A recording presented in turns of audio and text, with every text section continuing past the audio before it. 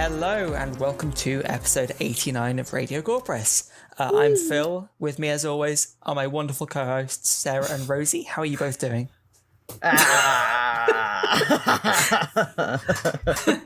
What she said. Honestly, Phil, mutter. honestly, We've Phil, had this conversation. I feel like we're all hot terrible. garbage. But you look like cold garbage. I don't That's know how meant to to be a take nice that. thing. It's a compliment. How's that a Cold garbage compliment? is nicer, right? Cold garbage smells less, I'd imagine. Yeah, you smell less than hot garbage. As if we're having this conversation. Which slightly less insulting thing are we going to go with? I could have said lukewarm garbage. Oh my god. Why do I keep you think guys you're around? very pretty. You, Rosie. Why are you laughing at me? I don't know how to be nice to people. I'm trying. Because we've all been locked in our houses for half a year. We've forgotten how to human. Yeah, it just made me realise how much I hate everyone. Right? Every time Literally, I've gone outside now, I see people and I'm like, ew, hiss, go away. Yeah, every time I go to work, well, which is most days. With one person and it's Matt. No, Poor Matt. on the way to work, I miss, like, the no traffic from March. That was bliss. Yeah. Now it's just, wall-to-wall arseholes. Oh, that sounds horrible. Can you imagine? Rosie, I thought I was the one that took Just a things corridor literally. of Poop loops. You guys are horrendous. I think you mean hilarious. And you choose to befriend us. So what does that say about you, Philip? Yeah, it's a valid point. Poor taste, I think. Right, so before we get into... moving swiftly on. Before we get into our wasn't swift. episode properly... What are you laughing at? I said that wasn't swiftly moving on. It was barely moving on. Right. I always hate when I present for this exact reason. This is You were gonna be a saying, Phil. disaster. Check us Continue. out on all social media. We're on Facebook, Instagram, and Twitter. Give us a like and follow. If you enjoy what we do, feel free to review our podcast on your platform of choice. And we're on Patreon as well, so you can get 15 hours worth of extra footage or content from Not us. footage. For about You don't- footage. No, never footage. It's Basically. got to be more than 15 hours by now. It's got to be... Well, that's why you said over 15. I mean, Sorry, I don't know why Fine. I'm feeling extra bratty today. you can pledge to our second tier Patreon and receive at least 7 minutes of extra content. Also That is accurate. not incorrect. It's technically correct, the best kind of correct. Exactly. So, with the news of a TV show in the works, we have chosen this week to cover 1997's Event Horizon. Now, yes, Sarah? I was just going to say, like, the news of the TV show broke about a year ago, so we are topical as ever. We've spent the last year going, we should Event Horizon. Let's do Basket Case. It just took me a year to remember that it was a thing. Yeah. And then go, hey guys, can we do Event Horizon? Well, It was very much that, Also- wasn't it? It was like, oh, we saw it on some streaming platform and thought, oh, we should do that. that's why. No, that's we the had purpose of the approximately 3 list. minutes to pick which film we were going to watch from the list, and that was the one that I threw a dart at, and it happened to be online. Well, bravo, because it was good dart throw. Hell yeah! So, I do thought we you have were going to be sassy again. Sorry. Sarah? Sorry, Sassy. carry on. Never. Do we have a synopsis to hand, anyone? I have the back of the DVD. Does that count? Hellraiser in space. There you go. That'll do There's it. a synopsis pretty for much. That's basically the bulk of my notes. Shall I just make myself scarce now? You guys have got this, right? I just truncated all of your notes into 3 words. Right. Oh. I'm going to give you the official synopsis. Yes, please. The year is 2047. Years earlier. No, it isn't. Are you going to do this the whole time? No, I'm not. I'm so sorry. She definitely is. I apologise. I will zip. I'll zip it. I'll zip. You didn't throw away the key. Cool. Years earlier, the pioneering research vessel Event Horizon vanished without a trace. Now a signal from it has been detected and the United States Aerospace Command responds. Hurtling toward the signal's source are a fearless captain, his elite crew, and the lost ship's designer.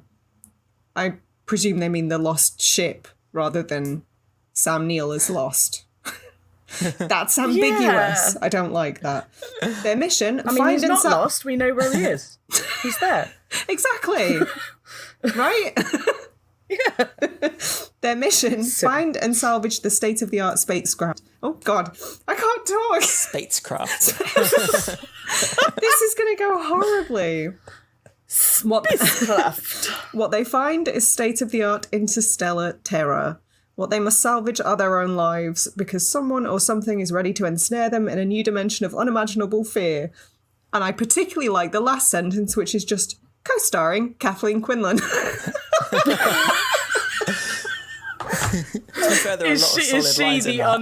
Is she the like unutterable chaos and fear that reigns across the event horizon? Just Kathleen Quinlan. I don't know, but I'm low-key angry at whoever wrote that. That was so cheesy. I'm not a fan of that synopsis. But, and I put it to you, the 90s. Fair. I can't argue with that. That's a solid argument. It is, yeah. This film did one incredibly, really, really 90s... No. Yeah. 1, 2, some incredibly 90s things. Being the soundtrack. The fucking soundtrack to this film is...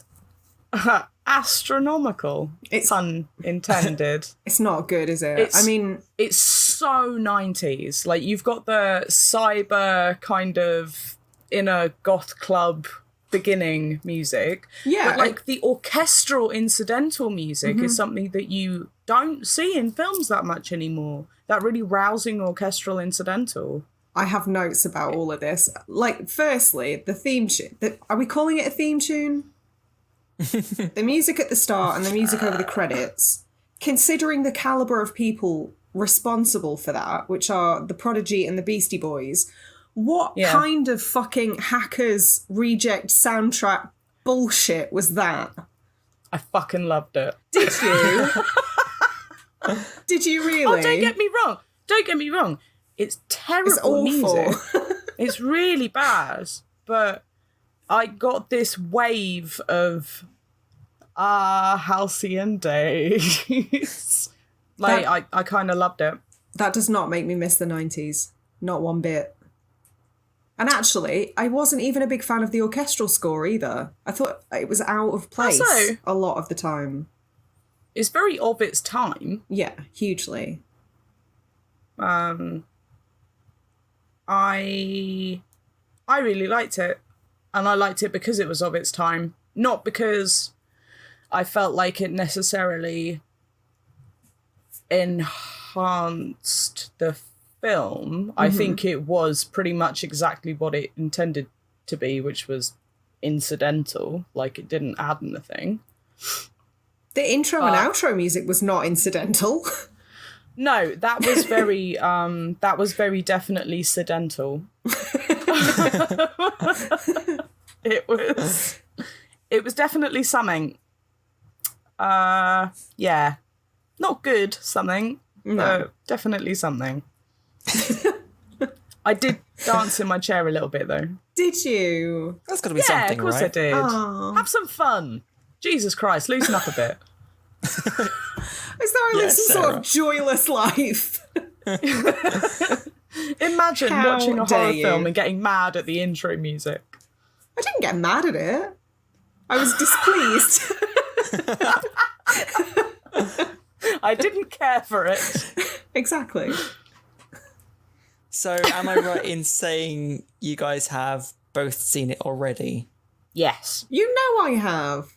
Well, I was She's just got the checking. DVD. That doesn't mean I've watched something, to be fair.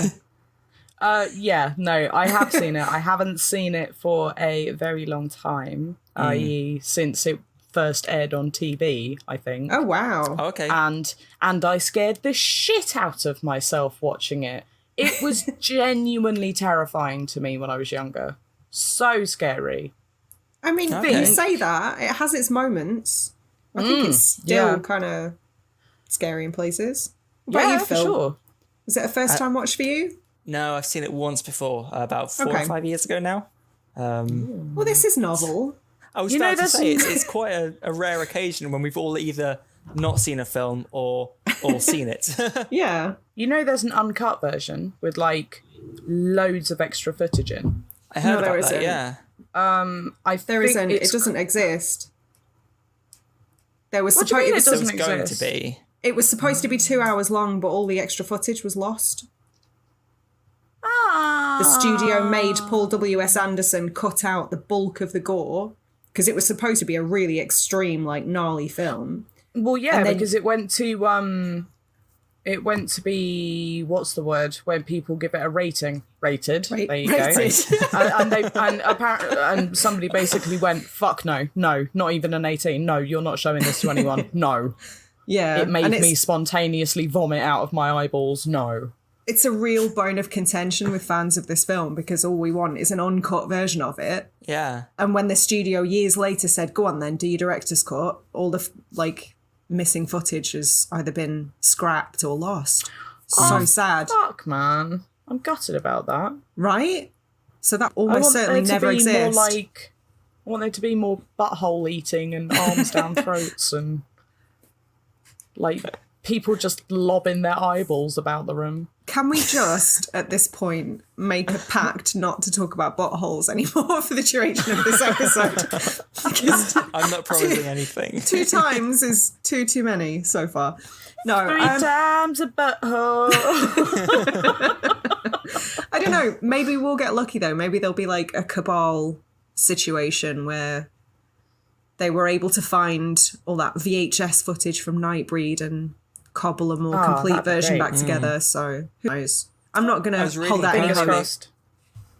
They apparently they found some of the footage in the Transylvanian salt mine. What the fuck? I've got no idea how much truth there is to that, but yeah, apparently they found some of the footage there. Salt mines are used for deep storage. Okay. Salt mines are used for no, seriously. Salt mines deep underground. They have them in England as well. I'm They're not. used for deep storage for like documents and films and stuff because the salt naturally draws all of the water out of the I was air, about to say, is it the lack of humidity there? and it's cold and dark, so it keeps them in like perfectly ambient conditions. So the next time I drop my phone in the bath, that's where I need to take it. Sod the You bucket need to of take rice. it to a Transylvanian salt mine. Yeah. I don't think when they get all these incredibly rare artifacts and like documents, they dip them in the bathwater before they put them in there, though, I've got to say. You don't know that. I mean, I don't know that, but it's an educated guess. But yeah, that was the thing. I knew a thing. Random information. There you go. That actually makes a lot of sense. Like, reading it, like a Transylvanian salt mine, like, what the fuck happened to this footage that That meant it sounds just like wound up Such underground in horse shit. Transylvania? Yeah, right? I was like, Right? that can't be true. But Yeah, now that you mention it, that makes I found total it sense. in a camel in the Sahara. Yeah, it was Sure, buried sure you in did. the desert alongside all those old ET games. They're called mummies.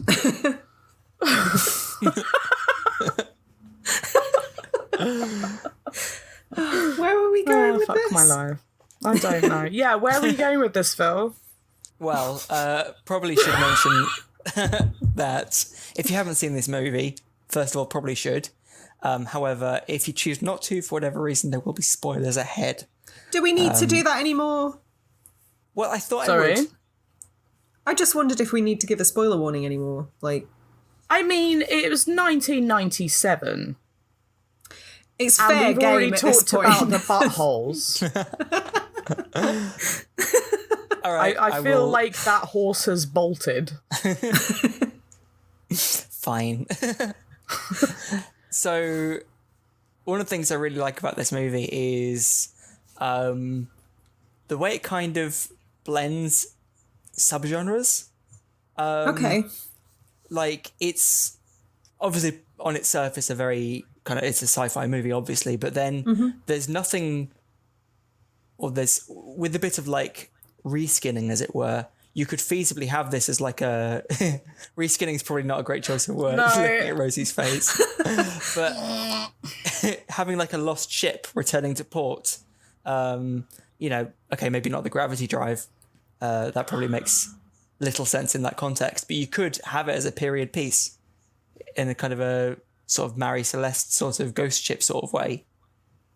Where a ghost ship Huh. creates a rift in the space-time continuum. Well, I said there's no ignoring the gravity drive. Ignoring the science fiction, Rosie. I think you know as well as I do that I am unable to ignore the science fiction. She makes a good point. I agree with you to the extent that, like, ooh, it's a ghost ship. Where has everybody gone? And there is some kind of nefarious ghosty purpose behind it. But realistically, the plot of Event Horizon is pretty fucking thin on the ground, and it's mostly about the gravity drive. It's a valid Is point, I it? suppose. I mean, yeah, I guess. So you think it's more about that than the malevolent spirit that possesses people and turns them into Cenobites, but not Cenobites. We'll talk about that in a bit. Actually, I think what it's about is guilt and retribution. Okay. Wow. William Weir, for a start, he starts seeing his wife everywhere. That's the person that he sees, who committed suicide because he was not at home and because he wasn't there for her. Captain Miller left somebody behind in space in a fireball. One of to my die. favourite diatribes, my favourite monologue in the film. Oh, and he's talking about like fire in space. That's his like how Roy beautiful it Batty is. moment. But those two men both have people that they've lost or people that have gone to a different place. They've died, and it's basically their fault. And they are the two who end up traveling across the rift to chaos and hell. Don't forget co-starring Kathleen Quinlan and her son. Co-starring Kathleen Quinlan, absolutely. But they're the kind of two that go through this, or Miller anyway is one that goes through this massive retribution arc, and like he is saved by virtue of the fact that he saves Stark, he saves somebody else. It's not as clear cut as like you are evil, therefore you go to like chaos and hell. He is absolved in that respect. But I this whole idea of like going to hell, like Weir's wife's in hell because she committed suicide presumably, and it's not seen as being like a very holy way of dying, and like if you die a traumatic death, then that's also meant to be So you think like the visions, the people that they're haunted by, are you taking that literally as though like these people are in hell and that's how they're able to see them? yeah. Or, okay. Sure, I took that so literally. I felt like they were... The only one that I didn't was with her Kathleen Quinlan, MD, her son, Danny. Because, I mean, she's been sent, like, videos from him, but she's in space? Is that I don't know. I don't know. I can't say that. We don't know where into it. technology will be in 2047. Rosie, who knows? I mean, in 2015 there was a colony on the moon, apparently. Right, so. that was my first note. Missed that hurdle. God damn it. I've got to be honest, I absolutely love slightly older films and their like projection of where they think we'll be. And then us hitting that date and being like, oh, so wrong. That's Children of Men got it right. Yeah, that was probably the most accurate. Jesus. Yeah. I think one of my favourites. One of my favourites is Escape from New York. And going, oh, yeah. Because that's supposed to be 1997. Wow. Oh, no. Do you remember watching this when you were younger and being like, 2015, 2040 is fucking so long away. I'll be dead by then. No way am I going to live to see the year 2000. And then, like, we're there. It's shit. Undo. It's awful. There are no hoverboards. There are no colonies on Mars. There are no fucking 3D sharks coming out of cinemas. None of that. We're not even allowed to go to the cinema for the most part at all. We've got Trump and a deadly virus. Yeah, and I don't know which is worse. I mean, arguably, I can protect myself from... I can just not watch the TV.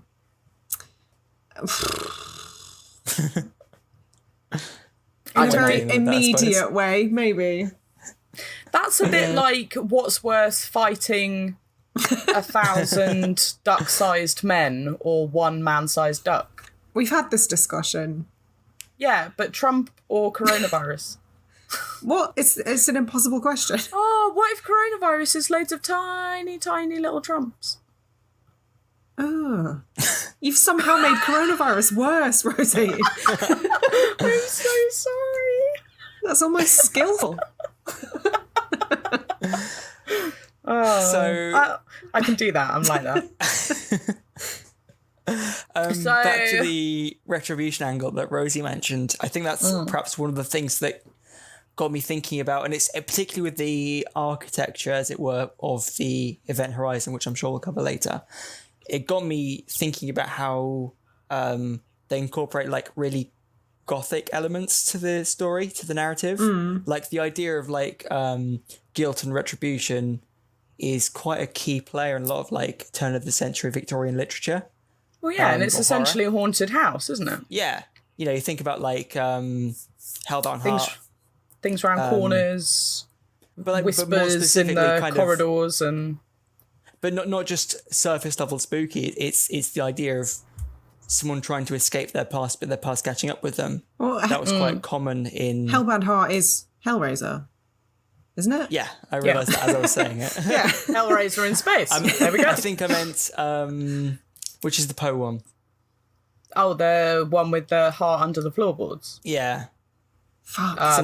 Something heart under the floorboards. That must be it. Nailed it. But I literally think it's called like the heart under the floor or something. I can't remember. It'll come to me. It's not the Telltale Heart or something, is it? Yeah, it's the Telltale Heart. Yes. That's exactly it. There we go. Under the floorboards. Yeah, that one. But yeah, so like that's perhaps what made me think about it working as like more of a period piece, because that whole angle still works within an older aesthetic. Yeah, I mean, it's see interesting. that. I'm not entirely sure why you said you'd wait until later to say it, but the ship's based on Notre Dame, isn't it? Based on Notre Dame Cathedral. Oh, really? The architecture. Do you know what it looks like? A dick. I wasn't going to say that. A dick with one testicle. Oh, don't ruin this film. No, it looks like a cotton bud is what it looks like. The top of it. I meant the inside of the ship, but it's quite Geigery. Well, it sort of looks like if a camera obscura had a cyberpunk makeover. I'm all about it. It's not a criticism. Why are you Is frowning, that- Rosie? Because I had a bit of a moment where my brain glitched out and just kept on repeating the phrase, I've made a camera obscura.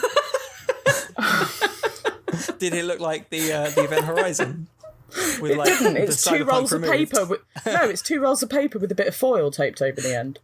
Well, that's exactly what the Event Horizon looks like, isn't it? Yeah, arguably, yeah. That would be like the Adam and Joe show version. But yeah, I know what you mean. The corridor. Mm-hmm. Yeah. Yeah, especially know with exactly like what you the mean. kind of spinning elements and stuff. Oh my god. Why did they not get... There's clearly Sorry. tracks on that corridor. Why did they not get some kind of cart up and running to go up and down that corridor? It's so long.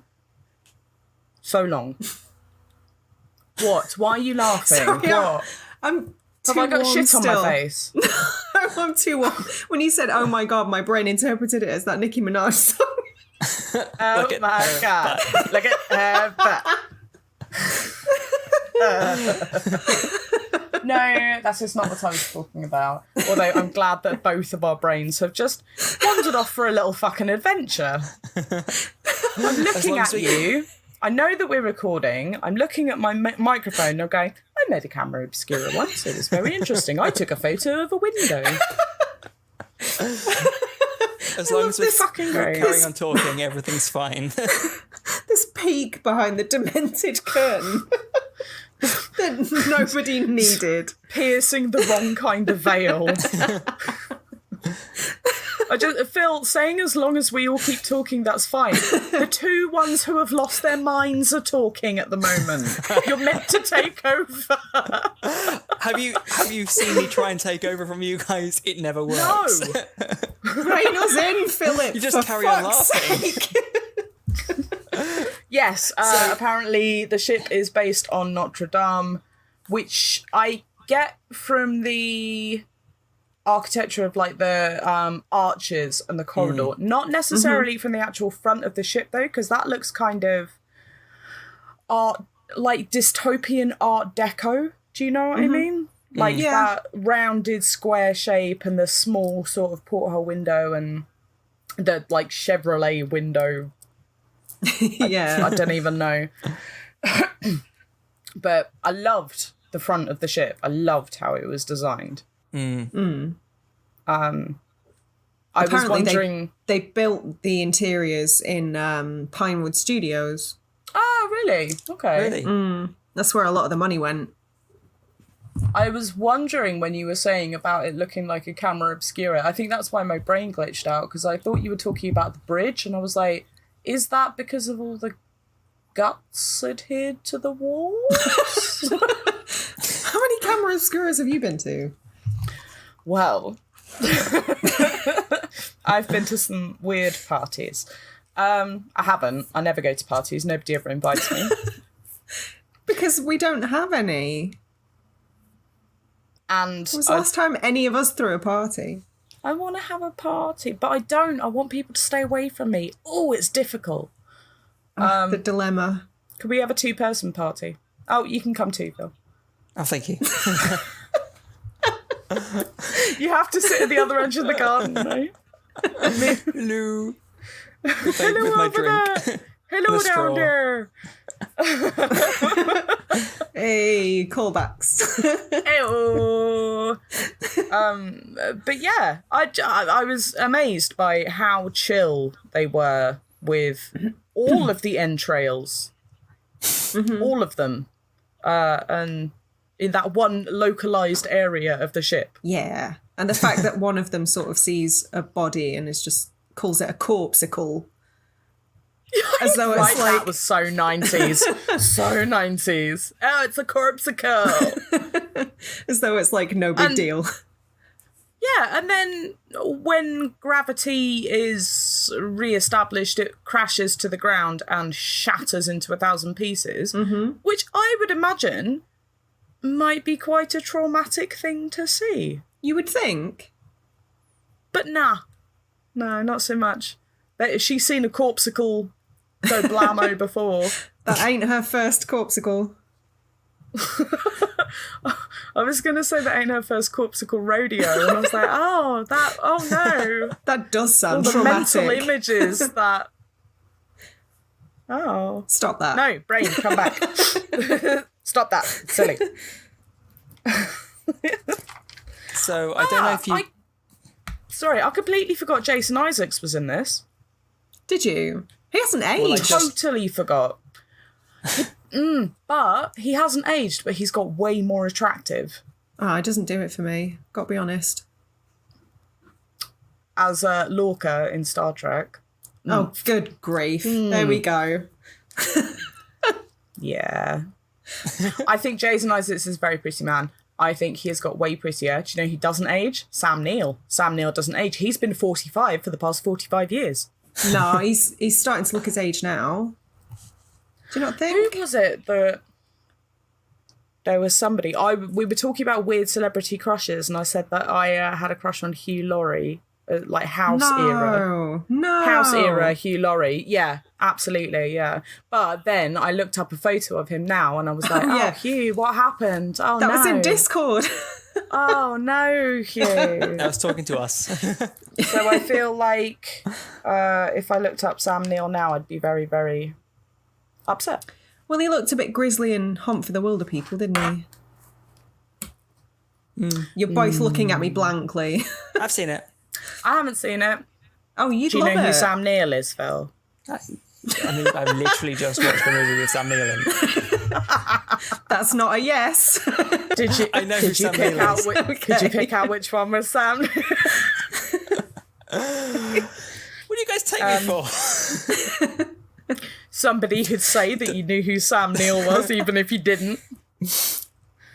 You guys are the worst. Hi.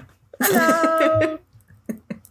Nothing in this film is cooler than Laurence Fishburne going down a ladder, I have decided. Explain.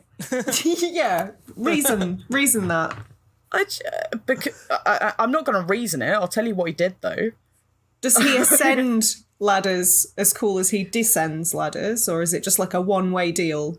I don't Explain think I've seen him yourself. ascend. I don't think I've seen him ascend a ladder. I don't think you watch him climb a ladder at any point in this film. I think that was written into his contract. Will One only way. descend ladders. Ends very up in the specific. That's what basement. it's cool doing. Yeah, he ends up in Yeah. the basement for the entirety of the film because he just keeps on going down ladders and then won't go back up them again.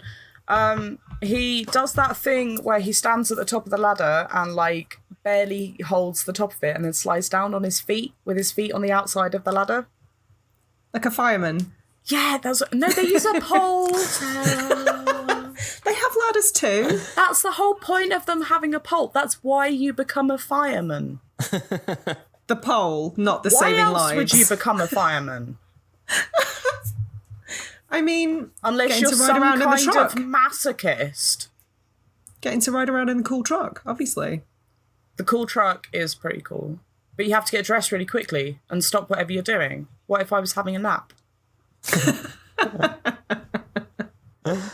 The only saving grace to getting woken up in order to go and risk my life would be to slide down a slidey pole. I mean, perhaps it's not the career for you. That's all I'm going to gonna say. go out on a limb and say it's not. Mattress tester. There you go. There's the job for me. Oh, mate. Is that a job? Is that a career? It is. It is a career. Is it too late to switch careers? Asking for a friend. Get in fucking line. I want there to be a job for like testing analytical equipment for like a sleep center. So just literally your job is being sleepy. I don't. I'd be so good at that. I struggle to sleep most nights. Would that affect my chances? No, but you just provide a different variable, don't you? Do they watch Because you? most people don't go to sleep clinics because they can sleep fine. I don't like the idea of being observed while sleeping. Well, you should probably stop inviting me round then. Ew. Probably shouldn't have cats either. Oh, God. Yeah, that's more valid. Or you could be like Claire, who has mouths for eyes. Tying it back. We got so Expertly far. done. We got so far off track. Then I thought you were talking about your friend Claire, and my brain. It took me like That's no. where my brain went first. I was like, oh no. Event Horizon. I am dragging this train back on track. It took me a hot second there for my brain to get the room. Wifey Weir has little gummy mouths where her eyes should be, and it freaks me the fuck out. She's like a Snapchat filter. Yeah, exactly like that. That's exactly what I thought of. I half expected them to start talking of their own accord. Be with me forever, William. Be with us forever, William. But So weird. when she does start talking, this is how I'm going to start tying it into Hellraiser in space. Quick question. Because they're both in space, yes. I don't know if I've seen all the Hellraiser sequels. Has there been one in space? Because there's always a horror sequel in wouldn't know. space, right? Jason X. Jason X is I can't great. think of any more. Leprechaun in space. Oh, okay. Of course. How can I have forgotten? Those are the two, aren't they? There's got to be more. Home Alone in space. That's not a horror film. Well, Oh, no, that's I suppose. Depends on whose perspective you're watching it from. If you're Joe Pesci, then... It's not great. It's basically Moon, if you've seen that. Yeah. Hellraiser Bloodline. In space? Is that in space? In 2127, Dr. Paul Merchant, an engineer, seals himself in a room aboard the Minos, a space station that he designed. Holy The rest of the shit. film. So at least it... Wait, what? When touches was on that space. made? Oh, I'll close the window down now. Philip. For fuck's sake, spill it. Razor Bloodline.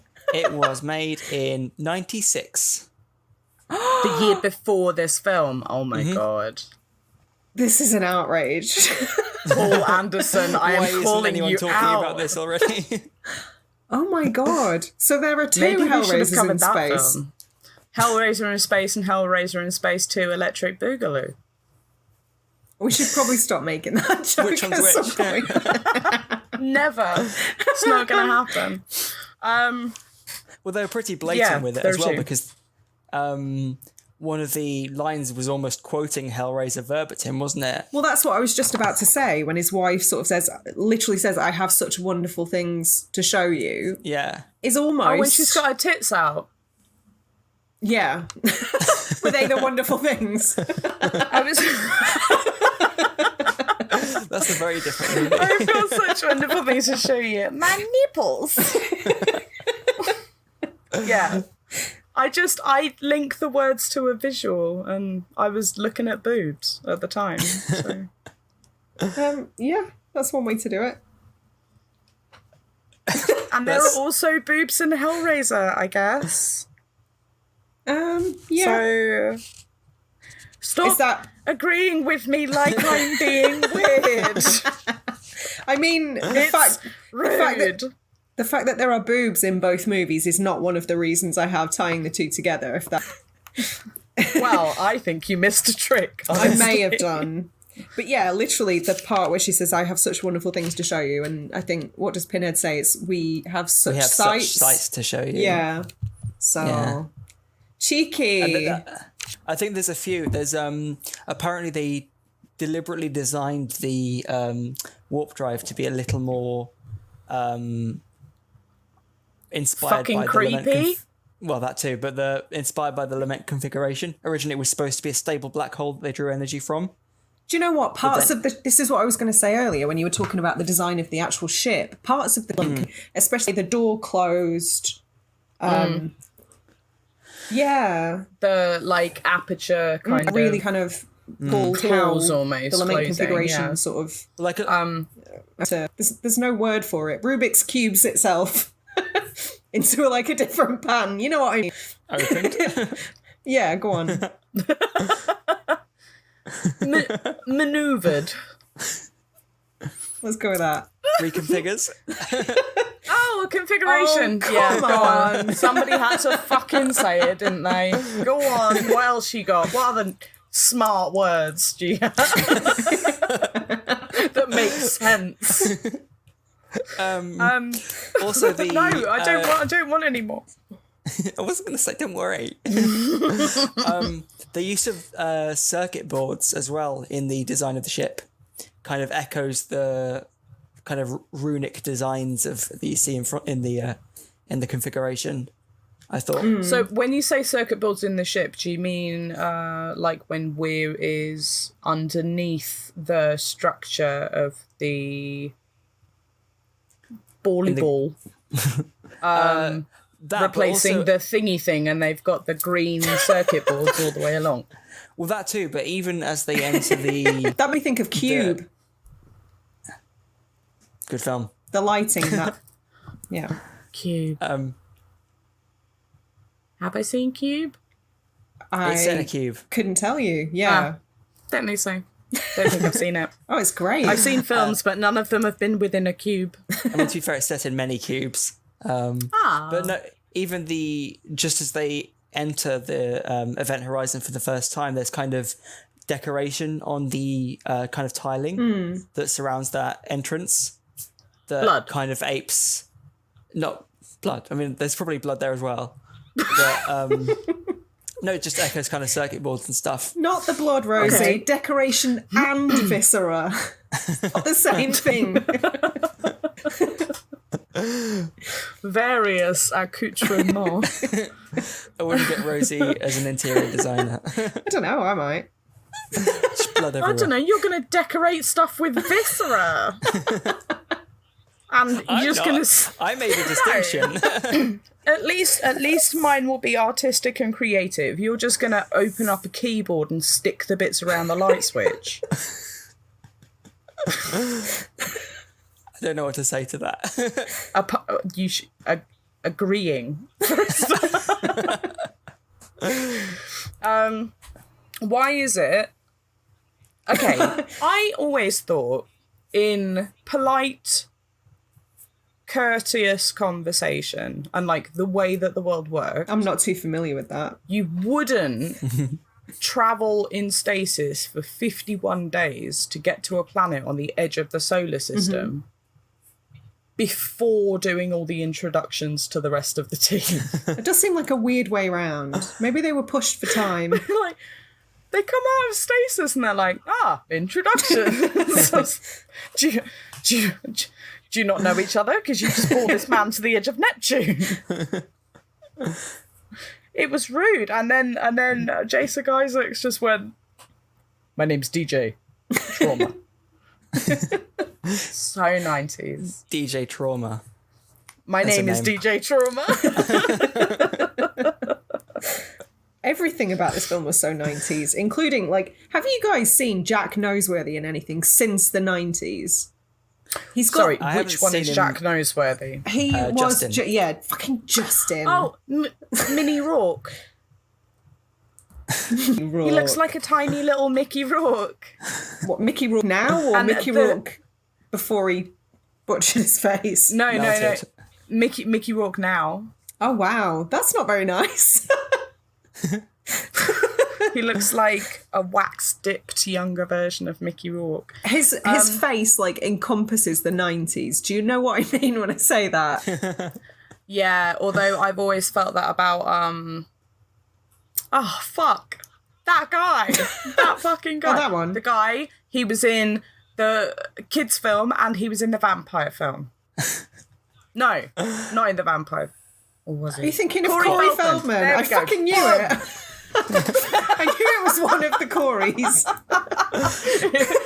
The one that's still alive. That Right. The one. kids' film Gotcha. on the vampire movie. Oh, my brain was just like, Lost Boys, yeah, I know what she means. We know each other too well. We do at this point. But the sheer amount of hubris Justin has, I didn't like Justin. the sheer levels of like cocky, young, spunky gun. I don't like the word Ugh. spunky. No. I deeply regret arguably all of the words that are coming out of my mouth over the past half an hour. So Spunky Gun sounds like a Kiss B-side or something. That's horrendous. DJ Trauma and the Spunky Gun. Oh, that sounds like a really bad ska band. I was about to say something really rude that would offend Phil, so I won't. Oh, You no. were about to say something really rude. I was about to say, you mean a ska band?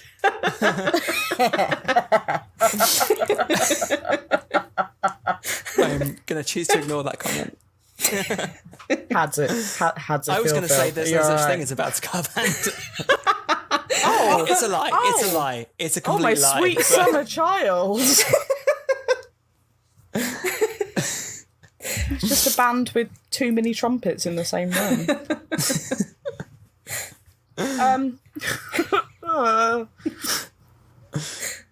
So Oh. they said that this is set in 2047, isn't it? Yes. Why is the ship's log still on a CD? Because that's what they It's thought like- the future would entail. But they already had CDs. Yeah, but they thought it was like the Was technology that would- genuinely the most future thing they could imagine? But it's like every generation has specific knowledge, and they think like this is the one. This is the one that's going to stay around forever. Vinyl's gone. CDs are the But one. again, like Back to the Future didn't have the Doctor like plugging a Betamax into the DeLorean. At least they made up something science-y. Instead of just like, now that's what I call music 24. Oh, Rosie, you're making me like this film less.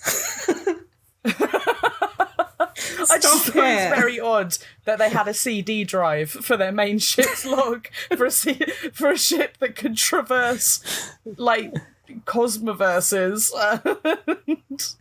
You make a good like point. multiverses. I just, it struck me as a little bit odd. We are currently experiencing technical difficulties. Please stand by.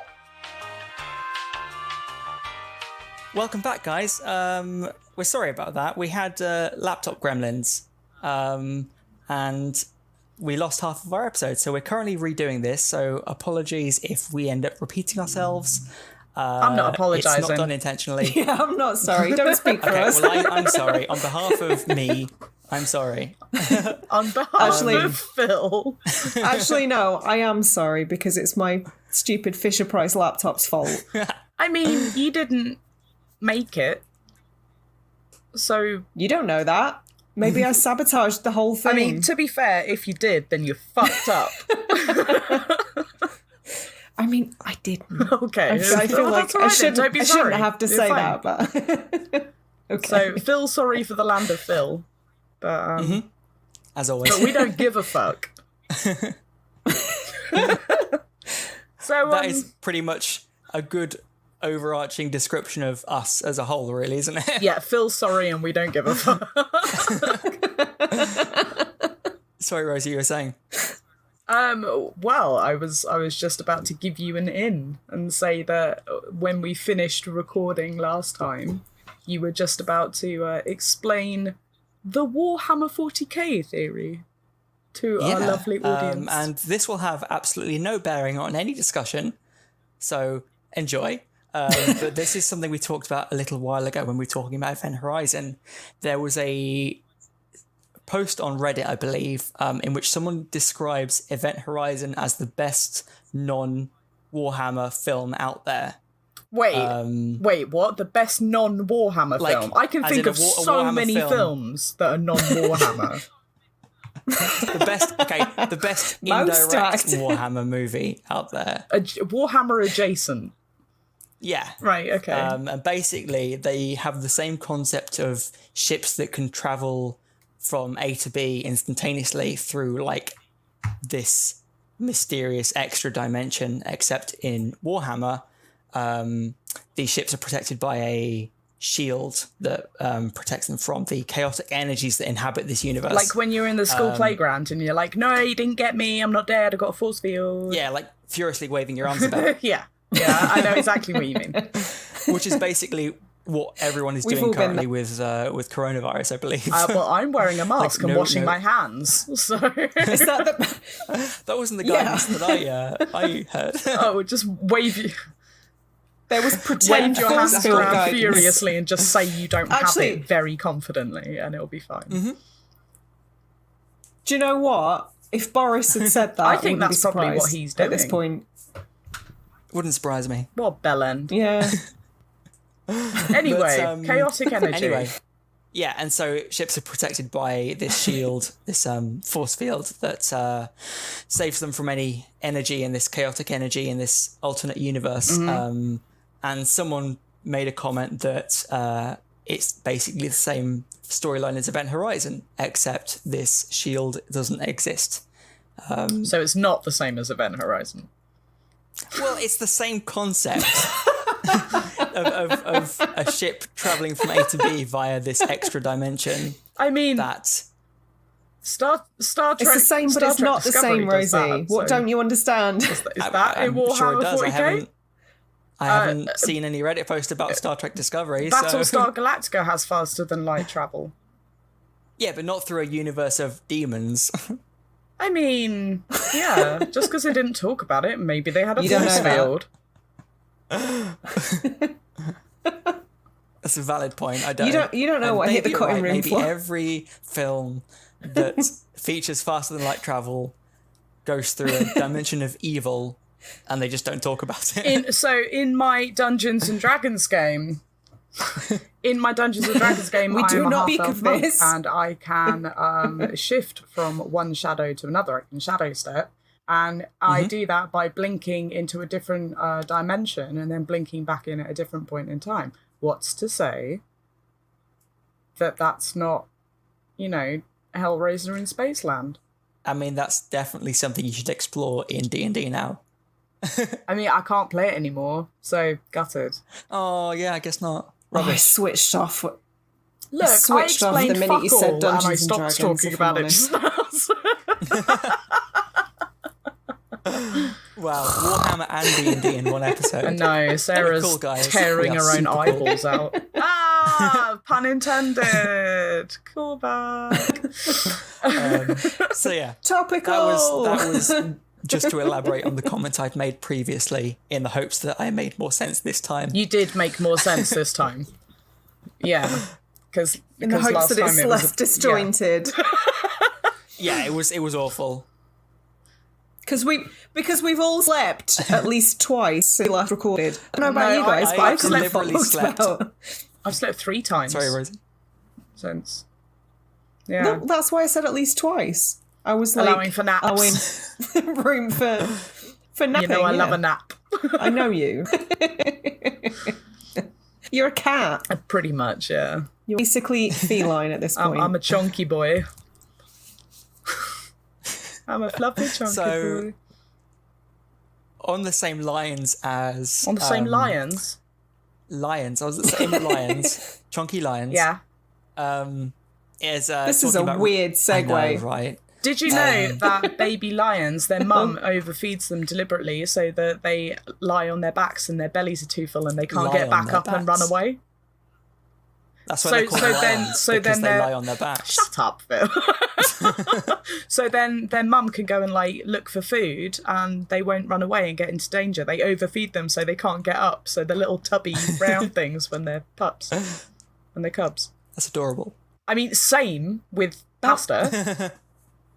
That might be the cutest thing I've ever Right? heard. I love it. Anyway, Phil, you were saying the film. So yeah. talking about references to other movies, because we've briefly spoken about Hellraiser, and I believe Sarah wants to come back to that. In Do you? the opening sequence, you know the shot of Sam Neill's character in which the camera's upside down and it pulls back out of the Lewis and Clark, Yes. the ship. As he's opening his blinds, in amongst the sound effect of that Blinds. open, there's the sound effect of what did you say? You're finding something hilarious, Sarah. and I always get paranoid when I see you laughing at something. You said blinds, and he pokes his eyes out.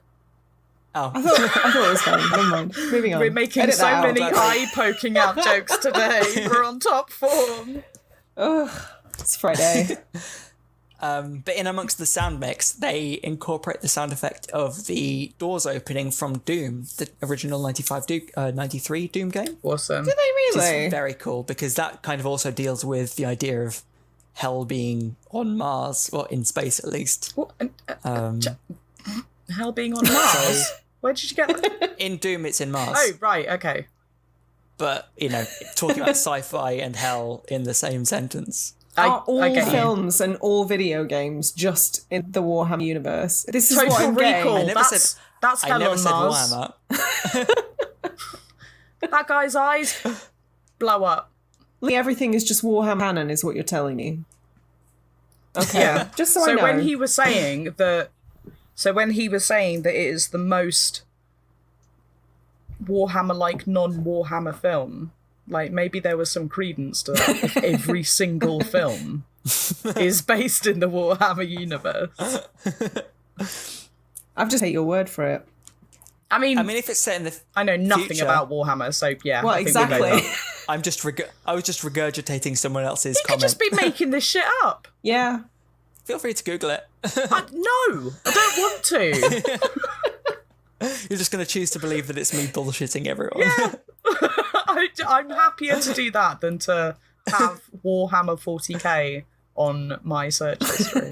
We choose to Cool. live our life being fine. global. Leave us be. So, Sarah, was there, I believe, something you wanted to say about the whole Hellraiser Well, in space aspect of Event Horizon? there's not a huge amount that I have written down that we didn't already talk about in the first half, but there are so many parallels that it's hard to argue against, I think. More so than a similar kind of concept and storyline. Literally the whole kind of the ship Basically. being a gateway to hell. It's exactly the same, almost identical to the Hellraiser lore. The lament configuration is The just a ship big basically sphere. looks like a lament configuration. Dr. Weir, particularly towards the end, seemingly loses his humanity, effectively becomes a Cenobite. There's a huge amount of yeah, sure. that the manifestations of the people that haunt the crew members could be like versions of Cenobites. Because even in the Hellraiser universe, they all look wildly different. Beyond like the kind of very squeaky looking uniform.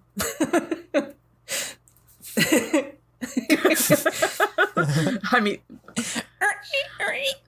that raises an interesting question. Did they record out the sound of them squeaking as they walked? And how funny would that film set have been to be on, with all of them squeaking about the I set? like to think they did, I yes. think that's something we need to do for our YouTube channel, if and Do when we it. set it going. Just take a clip of Hellraiser and just add PVC squeaking noises every time the Cenobites move. Like I put that- money on somebody having done that already, like the riffs of music videos. Oh, Dancing in the Street. The shreds, yeah. Have you seen the Elvis one where he's doing his leg shake and it's just like, on the floor? Oh, I love it. That made no sense to anyone apart from us because we've already seen it. I just talked about his foot on the floor going, reet, reet, reet. We get you. But yeah, Yeah, but thanks, babe. the entire plot and like the blurring of good and evil basically follow the same pattern. Obviously, we've already talked about the I have such wonderful to show you. I refuse to believe that line of dialogue was accidental. I mean, obviously, none of the lines of dialogue were accidental. They were all very on purpose. The entire film was ad-libbed, did you know? None of them knew the camera was even running. Oh my god, that was just them messing about. That's fucked up. The malevolence that we see in Event Horizon and the Cenobites both really seem to enjoy torturing people. actually, we talked about the fact that it's incredibly sad that there will probably never be, or almost certainly never be, an uncut version of this film. But the glimpses that we do get of the more of gnarly, gory scenes of the crew in hell, it's very sort of blurring the lines of pain and pleasure in the same way as Hellraiser. I don't think I mentioned this to either of you. So obviously I watched the film on Wednesday. We podcasted, whatever. I had a nightmare that night. Did you? Yeah. I don't think it's because I was scared when I was watching it, although, like we said before, there are some scary moments in it. Yeah, but definitely. I think I'd forgotten how much it affected me when I was younger watching it. Okay. And it's brought back loads of... I don't quite know how to describe it. I think that the reason I found it so scary, it's because all horror has kind of been done to death, and like we know what's grounded in reality and what isn't. So we know like zombies aren't a thing, vampires aren't a thing, ghosts, like I don't know, might be a fucking thing, but let's say aren't a thing. But space is something that still really fucking freaks me out. Because it's so much of it is unknown, you mean? Because it's so vast, like we can't possibly explore all of it. This is it. Who fucking knows what's out there, man? Oh, God damn. Who knows? Why are you doing this? There are two things that really fucking freak me out, like every single time, and that is deep space and deep sea. There is so much on this planet under the ocean that we haven't explored. Why are you doing this? Now and I'm going to have nightmares. What's down there. It's a really like... I'm not okay with this. It's a really like Lovecraftian angle. Sorry to interrupt, Rosie. You're a Lovecraftian angle. Thank you. I try. And I don't know if I've seen many comments about that, but the whole like idea of people seeing the true nature of the universe and then going mad because of it, like well, it's like From Beyond. From Beyond? Yeah. That's a Lovecraft story, isn't it? Yeah. And that's about seeing things which are in an alternate dimension but in our world. Yeah, like that. Once you get past the whole tentacle stuff of Lovecraft, a lot of it is just the hentai. Yeah, essentially, yeah. A lot of it is people just coming into contact with things they can't process and explain and just or describe because of it. Yeah, or describe. Yeah. It's indescribable. It's eldritch. I couldn't possibly it's tell you. Indescribable. It's a guy with a crocodile for a head. Yeah, cool, Lovecraft. Couldn't possibly describe that.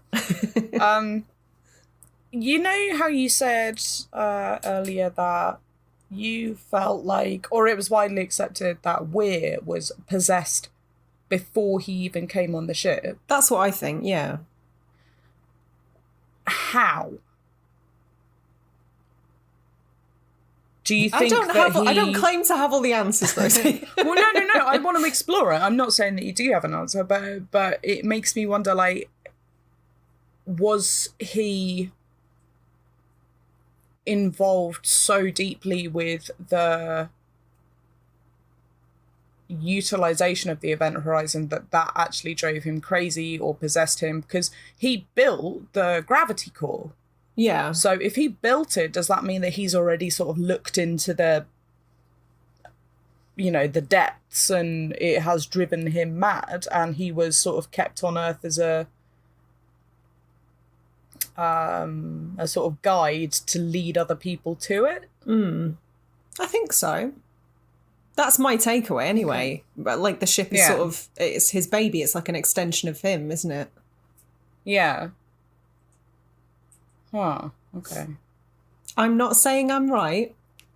Well, I mean, I'm not saying you're wrong. I hadn't considered it. I hadn't made that assumption that like it was something that had already affected him, although thinking on it, that makes total sense. And why wouldn't it have already affected him? It would be pretty mad if he'd built a gravity core that opened a black hole and he looked into chaos and doom forever and was a completely well-adjusted person from it. He's seen some shit. I think it's more to do with the way that Sam Neill plays it. There's something off about him from minute one. We've said this before, he's really good at being utterly unhinged. Yes. Like he plays dangerous characters, dangerously broken characters very, very well. Yeah, you guys really need to see Possession. That's an incredibly good example of Sam Neill at his strangest. Which I believe we spoke about on our latest Patreon minisode. We did, if you indeed. want to hear Nice. Nice, Phil. Nice. Good job. Stop clapping yourself. I can clap myself anytime I want to. Oh. I know. I regretted those words as soon as that's two horrendous things I've said by mistake. Rosie leaking out my headphones. I don't like any of what you're saying. Don't me leaking anywhere. It's a perfectly... No, you're right. It's disgusting. It's not the best phrasing. What about you, Phil? Because you kind of agreed with me, didn't you, about the notion that Dr. Weir is perhaps possessed from like the whole time that we see him, the whole time we know his character. Did you say you agreed? It's an interesting one. I'm not sure I did. Oh, I can't remember. Fine. But yes, Sarah, I fully agree with you. I think that he did agree with you because, you know, this Phil, he agrees. Phil agrees. I can't He's very agreeable. say either way. But, I mean, it's interesting because he's obviously a lot more rational for a lot longer than the others. And... I don't know if I agree with that. Well, I mean... Yeah. He's a lot more scientific, but he's actually the only one that doesn't admit to having seen or heard things. So if anything, he's a lot less rational. In terms of like psychotic breakdowns, you know, he's spent if he's been down on Earth for 10 years. Or 7 years, was it? 10 minutes. 7 years. I don't know. He's like 45 or something, Phil. Yeah. He's been on Earth for a while.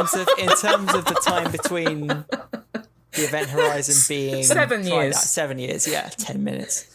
My brain is clearly not in it at the moment. I mean, arguably, if he'd travelled through time using the event horizon, it might only have been 10 minutes. So, but like, nice save. Thanks. Not so much of a save if you explain it.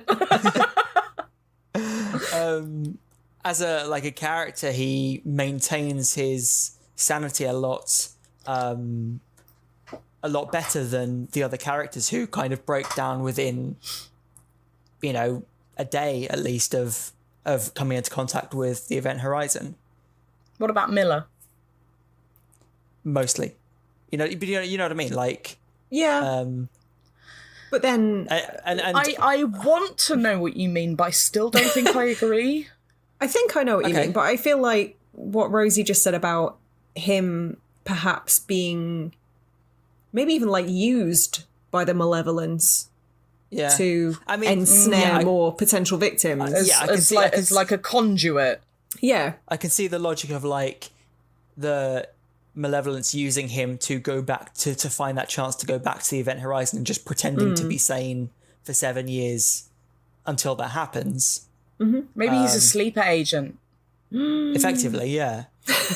What would be the trigger word? Event horizon. Oh. Yeah, that would make sense.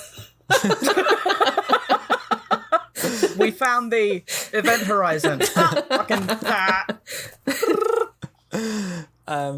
so I can see the logic behind that, but at the same time, like I said, it's all the other characters have their breakdowns a lot quicker than. You see, I whilst I didn't make the link between him already being possessed necessarily, William Weir comes across as an incredibly anxious, unsure and relatively unhinged person from the outset. I agree. I don't agree that he comes across as a sane and rational character at all. I mean, And in terms also- of, like, he's not killing everyone, which is what the Also, others Phil, tend to do. Maybe people just some people have a higher tolerance for hell than others. Like some Yeah, of us, yeah. some of us have coped a lot better in lockdown than others. Yeah, I mean, I've been in a Weatherspoons on a Saturday night, and I've come out the other side. Need I say Valid. more? And I didn't kill anyone that we will talk of. It's because she hasn't had a trigger word yet. Event Weatherspoons. Horizon. There you go. Fuck. Oh no, I don't want to kill people. Do you have a favourite moment from the film? Is there like one bit which is your favourite out of I all of think it? there's two for me. I know you said one. Okay. Well, You're only allowed one film. No, Yeah, go on. narrow it down quickly. I'm not sure we spoke about it before or after the minor mishap we had last time, but the point in which Weir backs off into the darkness, saying when he's he home. Vanjie's Yeah, out no, there. we totally talked about him vanjing into the dark. That is a great moment. Well, we talked about it, whether it's in the recording or not. who Exactly. We'll see. Because that's super chilling. knows. When he's like, I'm already home. I love that. Slide whistle. Yep. Or the actual footage of the footage that they recover from the The actual From the glimpse initial- of hell. Oh, because you're really fucked up? That's why it's your favourite bit. yeah, you know me. Super wholesome content. Well, no, like it's a really kind of good. I mean, there's no way of saying this that doesn't make me sound weird, but Go on. it's a really good representation of the chaos that people would go through in those sort of situations. Not just Hell. in terms of not just in terms of Those sorts the of situations. yeah. In the depths of hell, Phil. Shall I just stop talking? No, I'm enjoying it. Please carry on. No, just in terms of the actual way it was shot and edited as well. Yeah, It no, was I get just what you mean. chaos incarnate. But I think that's why it's so heartbreaking to know that there was so much more to that we'll never get to Yeah. see. I hate Yeah, that. that was really fucked up. What about you guys? Sarah? I am really partial to the moment towards the end where Dr. Weir kind of like spins around in his little chair and he's gouged his eyes out and Oh, and he's all like just the hunched over. yeah, because my favourite like line, a melty man. yeah, my favourite line in the whole film is where we're going, we won't need eyes to see. So It's the classic. It's the iconic line, isn't it? iconic. It's Back to the Future, isn't it? Sorry? It's Back to the Future, isn't it? Yeah. Yeah, when they're on the Where train. we're going, we won't need eyes.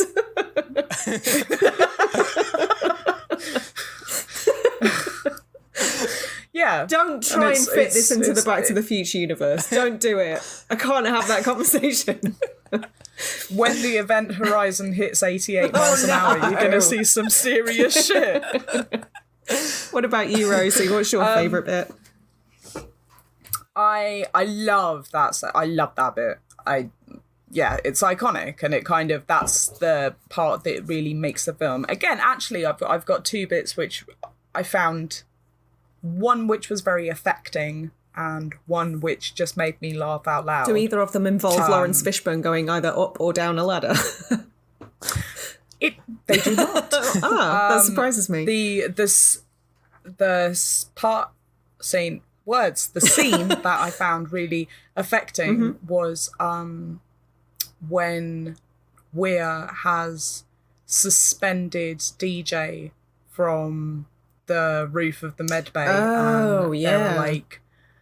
There are his guts just laid out on the table like it's an altar, and there are ritual symbols daubed in his blood down the walls. That fucked me up. Yeah, that just kind of scenic image of torture and pain, and it was very chaotic without moving. And actually a really good example And I of found that really affecting. the effects work as well, which has aged brilliantly. Oh god, yeah, absolutely. Some of the CGI stuff floating in space is a bit dodge, yeah, that's very 90s. Yeah, but the practical I effects, don't think there's a lot that could have been done about that. The spot on. the Stargate putting the hand in the watery black I don't hole. want to hear a bad word about Stargate, don't you dare. Fucking love Stargate. It's one of my favourite films of all Good. time. Jay Davidson, yes. Kurt Russell, yes. Hell yes. James Spader, yes. Yes to all of the above. And the second scene that every single time I think about it, I start laughing again. You know the bit where Cooper is on the outside of the ship Yes. and then the hull gets shot, it blows out, and he goes flying off into space, Yeah. like in his little... Like, he's in a sitting position in his little jetpack, and then he goes flying off into space. It just reminds me of the bit in Mac and Me where the kid rolls off the cliff in his wheelchair. Where he's just like, wah! Like, every time I've thought about it, I've just replayed that scene, but with Cooper in space, and it's fucking killed me. Oh no, I'm never going to be able to can't watch take it it the same way seriously. ever again. He just yeets himself across the cosmos. I love Cooper. He was so funny. He's great. He was definitely... He starts off... He was in a different film to everybody else. Oh, without So a doubt. Yeah, he Michael Cera that entire thing. I hated him at the very, very beginning. Oh, he was a bit misogynistic. His character's Yeah. portrayed as being like a smooth misogynist, and I was like, I'm not up for that for the entire film. And I'd forgotten that character was in this film. Yeah. Because he shouldn't be. But he really quickly... Yeah, he really quickly actually turned out to be like possibly the most reliable member of their team. Yeah. I would agree with that. Like, everybody else is literally going crazy, and he's like, nah, fuck you guys, I'm outside. I'm just gonna go for a walk on the moon. La, la, la. He's so chilled out. And he gets, like I said, he gets blasted into space, which arguably you don't come back from. And he just goes, shit, how am I going to get out of this? I just press a button. I'll fly myself back with the power of space fart. Once he'd unclipped his magnetic shoes. Like, what? Yeah. Okay, all right then, Coop. All right, You mate. do you, man. It's just, defy the laws of physics. It's fine. We're doing that anyway throughout the entire film. And so may as potentially well not stop gravity as there. well. Yeah, just... Gravity's just not a thing. No. What a knobhead. Oh, well. No, he's lovely. I love Coop. I take it back. I take it all back. Yeah. So I was just about to say, like, I tried to kind of dig a little deeper on this film, and there is a lot you can say. But one thing that stuck out to me, I always try and find meaning when there isn't any, and it drives everybody else insane. But as soon as I was just like, ooh, No, I love it. the 7 crew members, 7, that's got to mean something, right? And the more I thought about it, the more I was like, 7 is a 7 layers of hell. well, Dante's Inferno, the 7th layer of hell is violence. So, Yeah, the 7th layer of hell is my mind always says reserved for people who talk at the cinema, but it's oh fuck. that always reminds me of that old, is it Cyanide and Happiness comic? The cinema etiquette one. Into the dome, motherfuckers. Probably. Oh, is it the oatmeal Yeah, it was the oatmeal. that did that? Yeah. Yeah. That's fucking brilliant. That should absolutely be a dome. Yes, I have a copy of Dante's Inferno because I'm a pretentious motherfucker. And it's got little like the Goya etchings in it and stuff. okay. And the 7th layer of hell is basically reserved for mutineers and terrible, really fucking terrible people. Estate agents. So that makes a lot of sense. Estate agents, people who stand too close behind you at the supermarket. Oh, yeah, that's a bad one. Especially at the minute. Yeah, fuck those guys. Fuck those guys. Honey badgers. That woman who put that cat in the bin. Fuck her! Why would you put a cat in a bin? Dunno. And then shut the lid? That's the worst bit. Like, pushing a cat in a bin, potentially quite funny. Shutting the lid? She made sure it was That's good a in step there too as far. well. What a psychopath. You get in there right now. That's the barometer for true psychopath, to my mind. What, if you shut the bin after you pushed a cat in there? First date question. In this scenario, would you, A, video it and upload it to TikTok? B, shut the bin lid? Or C, give the cat little kisses on its little apricot head? oh, that's adorable. C is the answer, always. Of course. And then upload it to TikTok. Oh my god. Yeah, I like that. What? No, that's the best answer. That's because we're good. And the So only 7 crew members, was there much more? well, no, the only thing I wanted to mention aside from that was the whole Lewis and Clark thing. I don't you guys know I'm not big on my history or anything, but the whole Lewis and Clark expedition, like, to map new territory, again, that was very purposeful, wasn't it?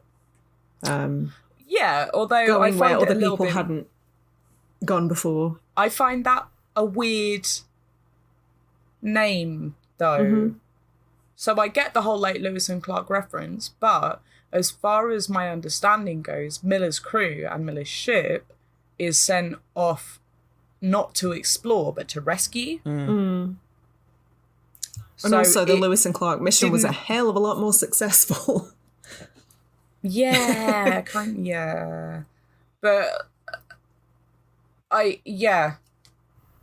it didn't make that much sense to me. Like, I got why they named it that, and, like, I get the reference, but I found it a little bit odd when they weren't going anywhere new. They were going to places people had already been to, but they'd fucked up. Yeah. Lewis and Clark is two of the protagonists from Superman, aren't they? Why do you like this film? Get out! It's because they're going to Get rescue some people. help. They're going to rescue people. It makes complete sense. Oh my god. You is it need Lois some Lane? milk. Lewis Lane. Philip. Clarkson Kent. Lewis and Clark. I give up. You are welcome. You can go off people, you I've know. lost the will to Surprised live. it took you this long. On that note. Were there anything else you guys want to say? I want an out of 10 score. Oh wow, okay. I think this would be interesting. I want an out of 10 score because 10 being the thing, Ooh. Yeah, of course. 1 being High School Musical. I've watched all 3 High School Musical films. Not out of choice. I was What's made the film to. that you didn't like? Oh no, I didn't like 1 them. being... Oh, but you Just a watched glutton for all punishment. 3. Yeah, I was made to when I lived with Nick. Who made you watch them? Matt's sister. She didn't hold your eyes open. Yeah, but it was her house. She got to play Couch Commando. You could have shut your eyes and gone la la la la la. I could have gone out into the real world, but you know, screens. Yeah, you could have got up and left the room. I could have That's done what Sarah would see if she looked into the black hole. It's just the 3 High School Musicals on repeat. just Zac Efron ad infinitum. I've seen the face of chaos, and it is Zac Efron. Oh god. No, there are way worse films than that though. Way worse. Yeah, I mean, I just All right. like what? If the thing is 10, then 1 is Zombievers. Oh, okay. Yeah, all right. And interestingly, So a score out of 10. well, I think this film has like 25% on Rotten Tomatoes, which is shockingly low. That's criminal. Right? It's become a cult classic, but it wasn't well received at all. I think it has like a maybe 60% audience score, but yeah, critics fucking hated this film.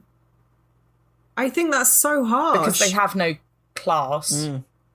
I mean, a few people called it 25% is ridiculous. right. A few people called it derivative, which I don't necessarily disagree with. But it's a solid film, right? And if it is derivative, they did it really well. Absolutely. So, like, okay, you want an out of 10. I'm gonna go with 6.5, which sounds low, but It's quite high for you, though. not really. I've gotten more generous as I've got older. Time's running out. Everyone can have 10s. It's fine. Good. Give me some shit. Yeah, I think 6.5. Because it is a really solid film, and it's one I enjoy a lot, but I also completely acknowledge its flaws. Yeah. Yeah. Okay, yeah, I'll accept that. Oh, thank you. How gracious. With good grace.